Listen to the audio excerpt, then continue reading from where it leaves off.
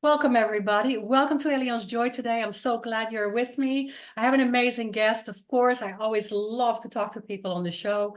And first, a little bit of housekeeping. My name is Elian Haan. You are on Allianz Joy, listening today, hopefully, listening and tuning in with us.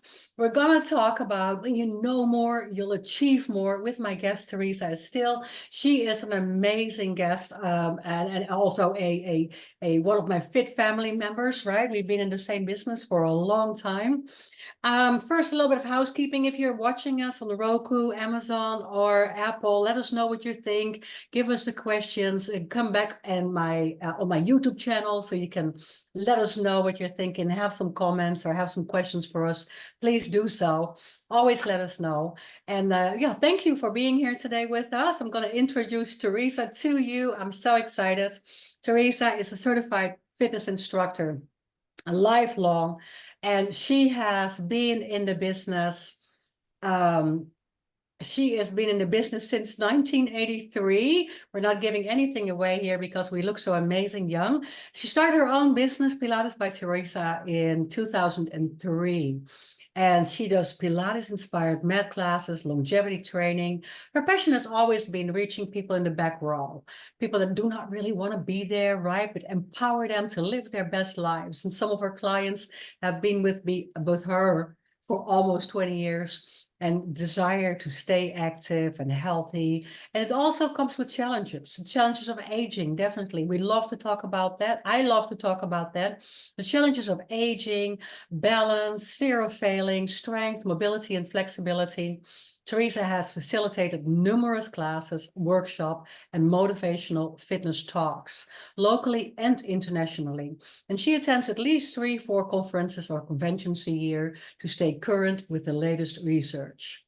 And on top of all that, Teresa has been married for 49 years with 3 children and 5 grandchildren. And she is the healthiest of all of them, I bet you. She loves to garden and scuba dive. She is a coxswain for the Los Gatos Rowing Club, the Master Rowers, and is on the board for Building Peaceful Families, a nonprofit working with the justice system in the Santa Clara County. Teresa, welcome today. That was a mouthful. You are amazing. Thank you to all the guests for being here. I would like to ask you to, for now, unmute. We're going to go about 30 minutes in our interview to get to know each other and to talk about all this longevity. And then I'm opening it up, go off the recording and opening it up for questions. So I hope you will stay after 30 minutes to enjoy or to join us in the discussion and enjoy this while we are going. Teresa, welcome today. I'm so glad you're here. Thank you for being here. I'm so happy to be here. So I'm glad to have you. Tell me a little bit about, I always start with this question, this big question. Who is Teresa? I know, as I started to think about who is Teresa, I thought, well, I'm a 49-year-old wife, mother, grandmother, scuba diver, board member for Building Peaceful Families, working in the justice system here in Santa Clara County. I'm also a coxswain for the Master Rowing Club here in Los Gatos. So I work with men. Basically, my life is what my husband has said. If I can find something where I can dance, talk, tell people what to do, I'm pretty much happy. And that evolves all around my life and how I got here. So I have to ask you first, what is a coxswain? I don't know. Coxswain, did you see Boys in the Boat? No. Yeah. Yes. So the coxswain is the person either in the bow or the stern that literally controls the boat. So my main job as a coxswain is to keep the boat and my rowers safe. But after that, it's to steer the boat, to call commands. If I'm working with a coach, then I'm enforcing what the coach is saying. And in a race, I can't really win a race. I can lose a race by not steering properly and about finding the motivation. So what was so much fun about the movie is when I watched Boys in the Boat, I was on the edge of my seat and I could tell that the stroke, the gentleman rowing in front of the cox was losing his ability to focus. And everybody was saying, go faster. And the cox got that rower to come back. And I was like, oh my gosh, that was like the best part of the whole movie for me as a That cop. is so interesting. I love that. Yes, and I love that you're doing that because I'm always, yeah, always really intrigued by how that all works together. So you are in charge there. Tell me a little bit about how that happened. How did your life evolve in the beginning years, going into fitness and getting into health? And it's been a while. You're very, very experienced in the fitness business. You know a lot. We've been both into this fit family for a long time. Tell me how that started. I think my life started, I was such a happy, loud, active child. And I got involved with dance and hula. And hula was just a passion of mine. Back in the 60s, we would all perform at luau's, um, and we would paint our hands with a black light paint and Yeah, then yeah. perform under black light. Although I do not look Polynesian, apparently my hips are a cross between Polynesian and maybe Latino hips. So I always had a love for movement. And then I went to try out for drill team in school. There was 90 of us. And the drill team, I went through tryouts and she said, you're perfect, but you're too skinny, so you cannot be on the team. And Oh, I thought that was my first, that was mhm. my first heads up that, wow, something's not right if it's based on my looks and not my ability. But anyway, I go on through, I find an amazing church, the United Methodist Church. And that was my safe place, because then in high school, the bullying started. Hmm. So it was very hard. I was thin. I was 90 pounds. I didn't start my period until a month before my 18th birthday because I didn't have enough body fat. My Wow. safe place was my FY group with Ernie. I saw Ernie had come on. And though that was my safe place. Then as I started to move out of there and try to find where could I have my power, then the eating disorder, of course, set in, because if you think I'm thin now, let me show you what thin is, Yeah. right? And after that, I went to my mom and I would cry every day from school, and she would, in her best ability to be a mother and what she knew, she said, handle it because it's keeping you grounded. And she said, he probably has a crush on you. So Mm. early on, I learned that maybe when a person loves you, they treat you bad and they call you names. And I thank my mom for the messages that she could not give me due to her background, but it also set me up to be a victim. Yeah. And through that growth with my husband and an amazing therapist, I found that these were the people I gravitated to. Yes. Yeah. Yeah. And we do that for a long time before we know, right? So that silent abuse, as I may call it now, it instills all these limiting beliefs, and we just don't think that we're good enough. That starts so early. We Yeah. don't realize that till later, right? So it's very good. Good for your mom, and good that you started working with somebody, to get through, especially that bullying in high school in the 20s. Oh, they're such awful years if I think back of not knowing what can be done to us verbally, Right. physically, right? Because we don't have that frame of reference. So thank you for sharing that. That's pretty, Yeah. that's big. That's pretty intense. Yeah. And then I had 3 children. So my husband and I got married, and within a few years, we had our first 2 children in 14 months, and they were 14 months. And then I had a third one, and my sciatica went out.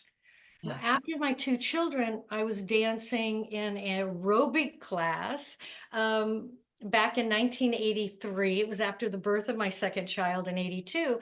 And the instructor leader, Mary Bittencourt, I'll thank her forever, pulled me out of class and said, I want you to teach. You can count, Oh, you can move. And she sent me down to Reebok Fit Camp for a week-long course in anatomy and physiology and how to teach. And I started my career in 1983. Yay, Reebok Fit Camp. Yes. Yeah. I This past 40 remember that. years. And then I worked in the health clubs. Mhm. And during that time, I fell in love with my back row. My front row needed nothing from me other than to work them hard, and they flew. But my back row, I would see them come in with their heads down, and they would be small because they didn't want to stand out for whatever reason. And I found that's where I developed my passion. And then after the birth of my third child, in 1986, I started trying to find things, and in 2003, found Pilates and started my own business. And I love Pilates. So let's talk a little bit more about that. And thank you for just this is great. You know, the whole aerobics, how it started, the Reebok classes, the things we had to do, which what brought you to life, which brought you to where your passion is. Was there anything else that said to you or that was giving you that inner voice, like this is where I need to be? When my girls were young, my first daughter was playing soccer, and she was about 6 or 7 years old, and she fell down, and the coach, in her wonderful style, ran to her, said, "Are you okay? Are you okay? Are you okay?" And I stood there and said, "Absolutely not. This is not what I want to teach my daughter. Mm, This is not what I want to teach young girls." So I got into coaching softball and soccer, yeah, and it was a safe place for my girls. And I learned that we could move, be part of a team without having to be the star. And it taught me so many lessons. I walked off a softball field once. The other coach was abusive, and the umpire was one of my girls from years past, and he was abusive to her. And I said, "Have you had enough?" And she said, "I'm okay." And another inning went by, and I said, "Have you had enough?" And she said, "Yes." And I turned to my parents and I said, "We are going to forfeit this game. We are walking off this field. We are taking the umpire to have pizza. Let's go." And wow. then I talked a little bit about taking a stand when it wasn't right. Wow. And I actually had him banned from coaching. Very good. Wow. Yeah, very good. So you were really right there, hands-on, and being with the children and coaching. I remember we did that too. We were there and involved. It's such a good thing because you can see what happens, and there are so many things that happen that are not okay. So good for you that you took a stance. And then we come to the Pilates time. So I loved it so much. What was for me, it was integrated because I was a ballerina. So I came from the ballet background. So Pilates in itself was not a thing, right? You were just doing that while you were training, and it was not in itself. So it became so big in the late 90s, early 2000s, when we came to take that Pilates out of Joseph's Yeah, home, I think, right? right. And what And brought happened it to to the mat. me, yeah, after my third child, I was 190 pounds after delivery.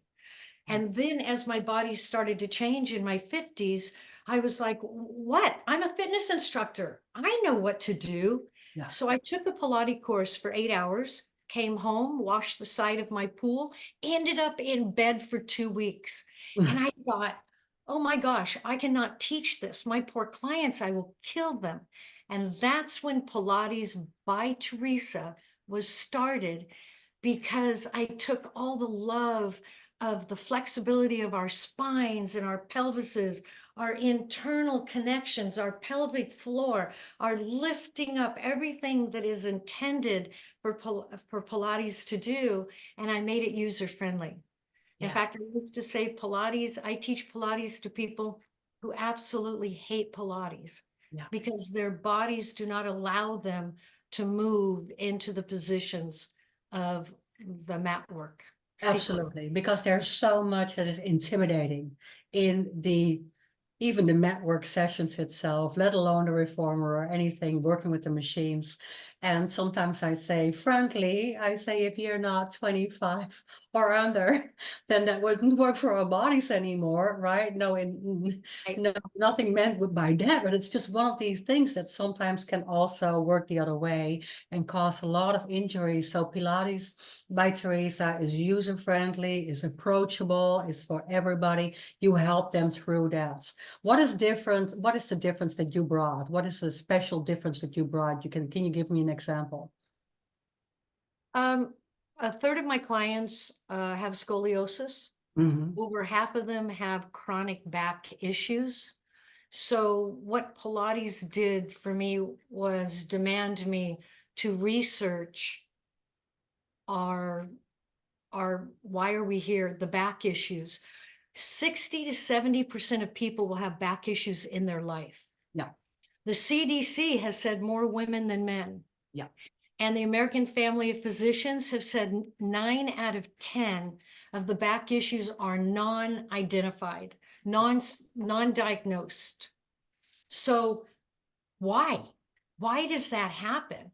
When you look at the female body, a female born size gender female, our bodies are made for procreation with a bold pelvis. Yeah. And what happens to that pelvis as we age is usually it goes into an anterior tilt.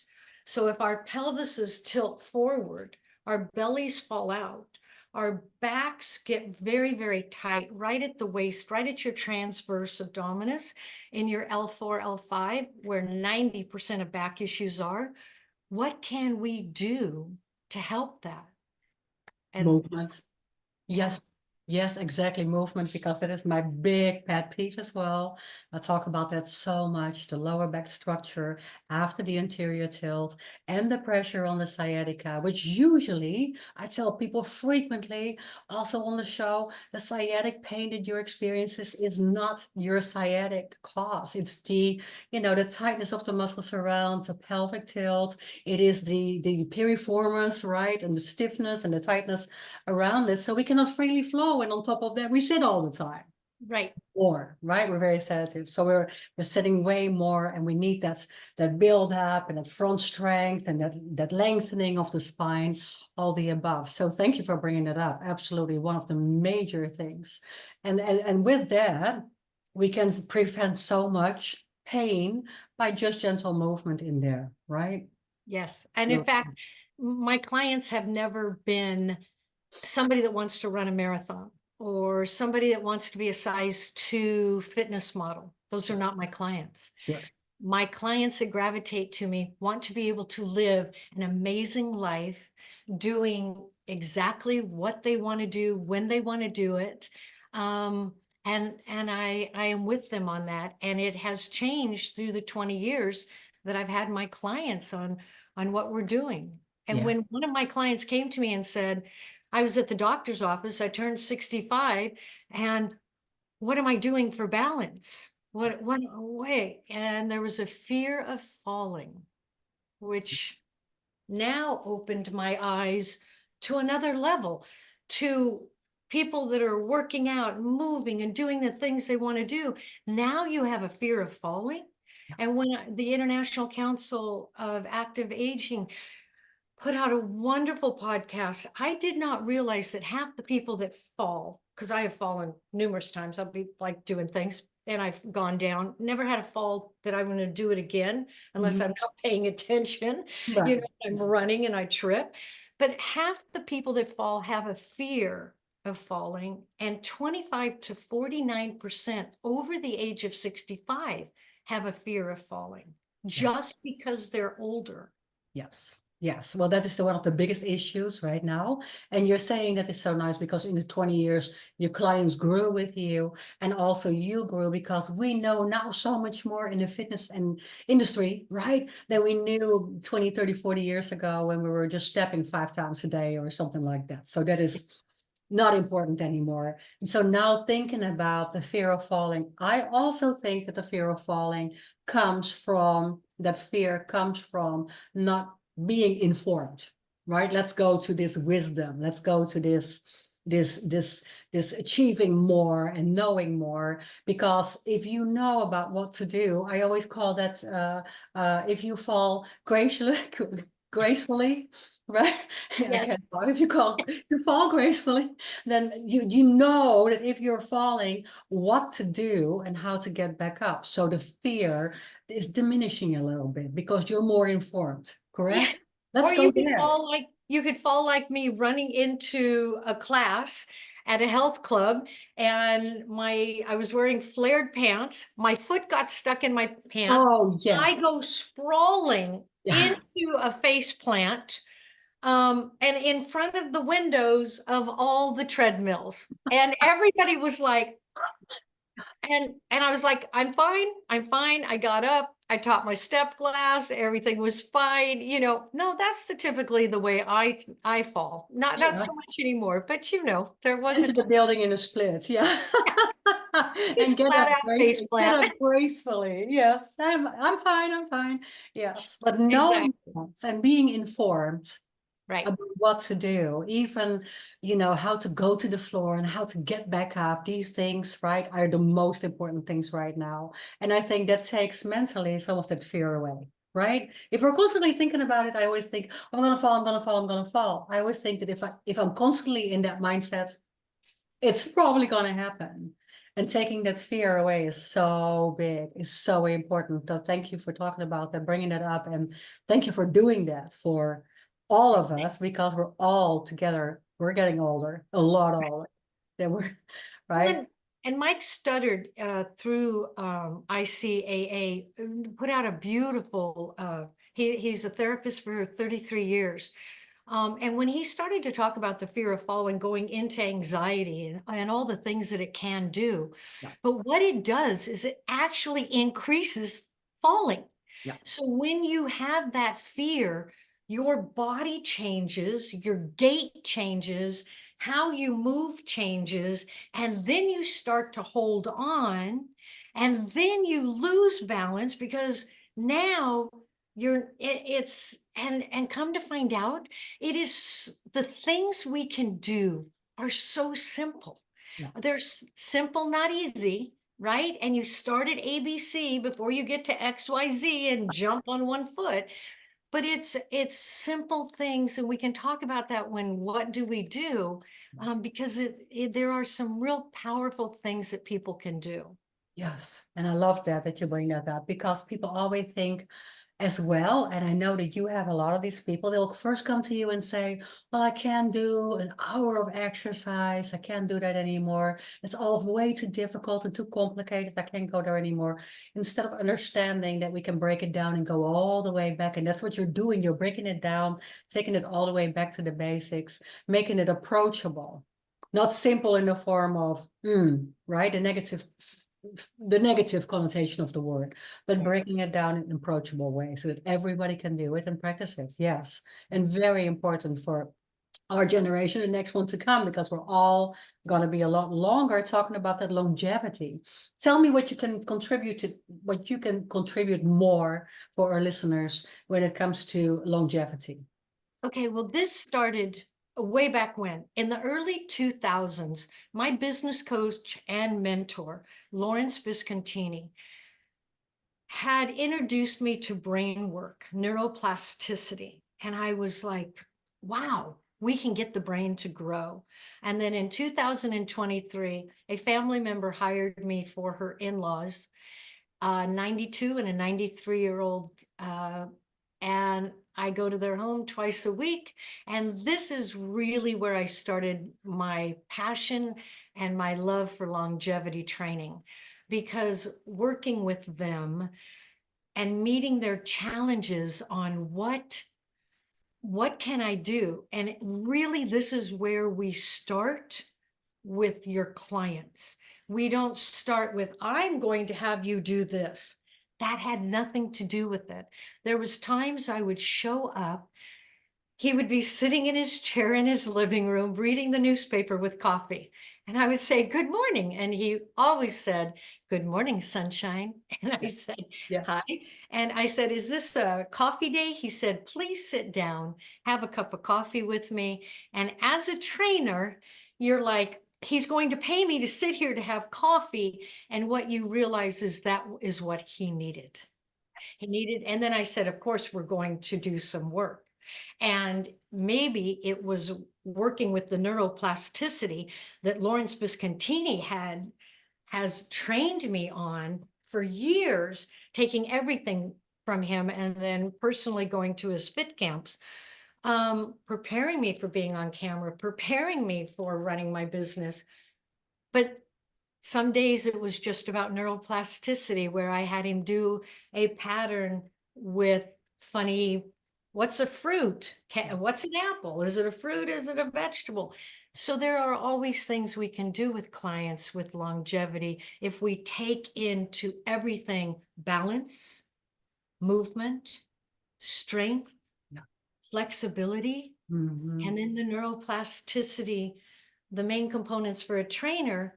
And then, of course, sleep and management of stress and all those things that come into aging and what Yes, we do. yes, yes. I so agree. Well, in the first place, Lawrence is the best mentor in the world when it comes to the fitness and neuroplasticity. Yeah. Brain stuff, right? Absolutely.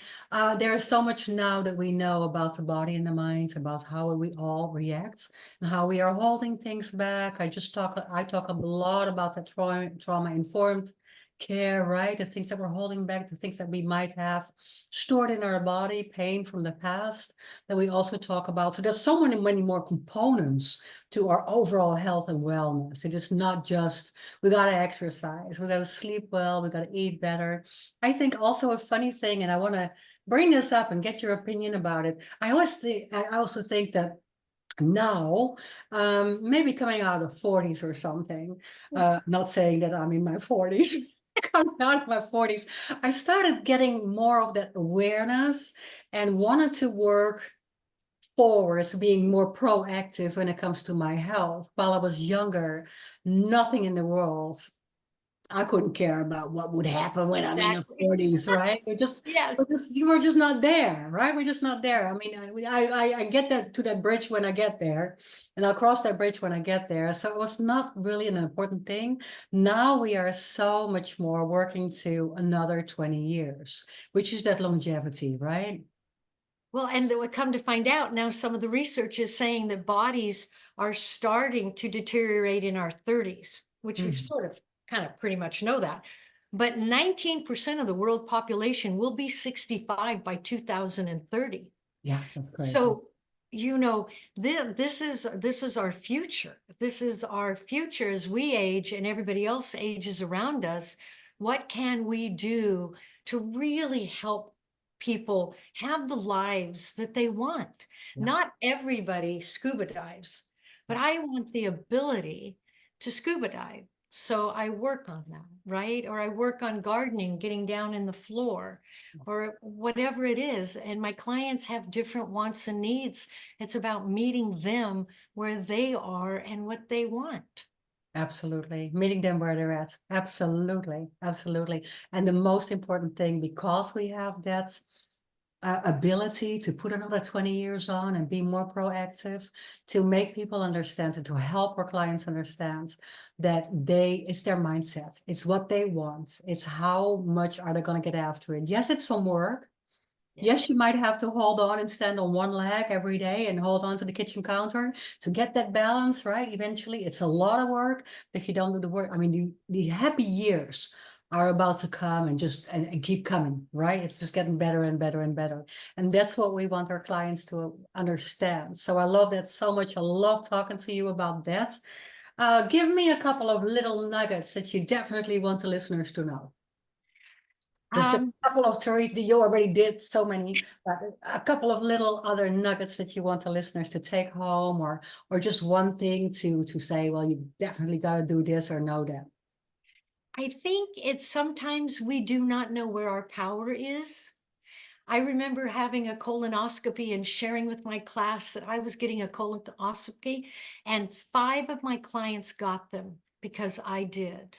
Or the time the soccer girl showed up at my doorstep with her father. She was actually a softball player. And she was a bigger girl and she was so strong. And I said, do you see these smaller girls? They can't, they can't bat and get my runners home. I need you to be my cleanup batter. I need you to hit the ball hard as you can. And she hit home run after home run. And her father and her appeared on my doorstep at Christmas with a mug. Ah, I hope I don't cry. And said, I changed her life. Wow. When Wow. when we do that, I was just in Elmwood Prison with the nonprofit, visiting women that had done a law class inside, and these are maximum security. They come to us in shackles, and I look at them all. They could be all of my children. Literally, they are well-spoken, educated, traumatized, that Mm. made wrong choices. They never say we shouldn't be there. But we gave out napkins. I gave out napkins a year ago that said princess.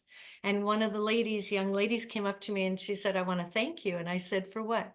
And she said, for my napkin. It's still in my cell. We don't know as trainers, as people on this earth, where we make a difference.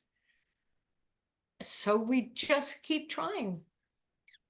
And that's, having clients that have been with me 20 years, that's probably my biggest success. Being married, that's my biggest success, Yes, yes.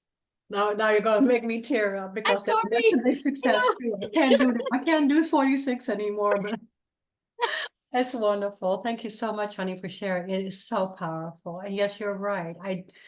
I just to close it up with you in that content, in that context, it's the more I learn to be vulnerable and share from my own heart, the more I can see that I can help others with that as well. And just being there, just being humans together.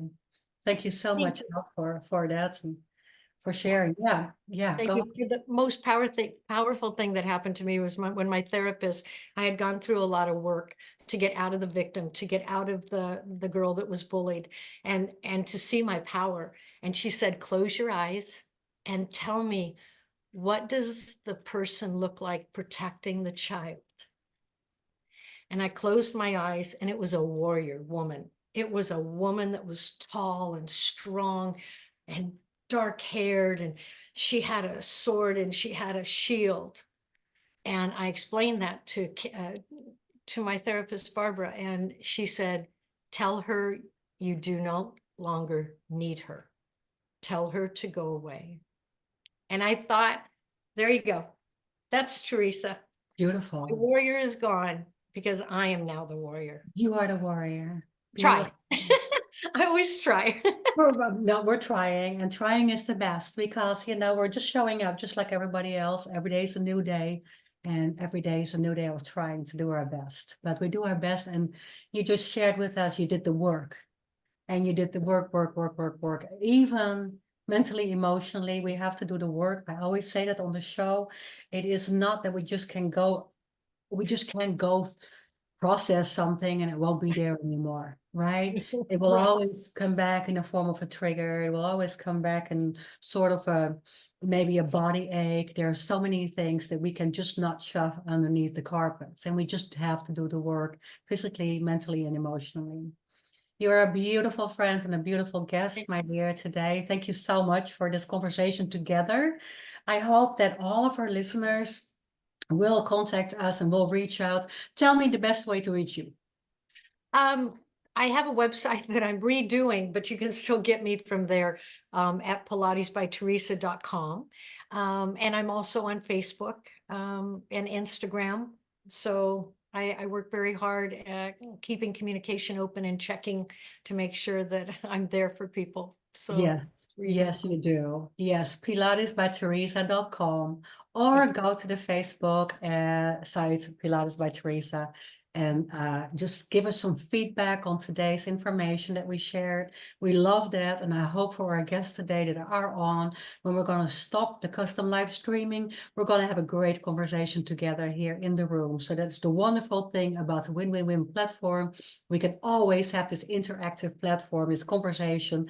So thank you for listening today. If you're listening to us, thank you for being here today live. We're going into the studio and have a great time with our guest. And thank you, Teresa, so much. You're an amazing guest. Thank you. Anne. It's been I wonderful. appreciate Thank it. you.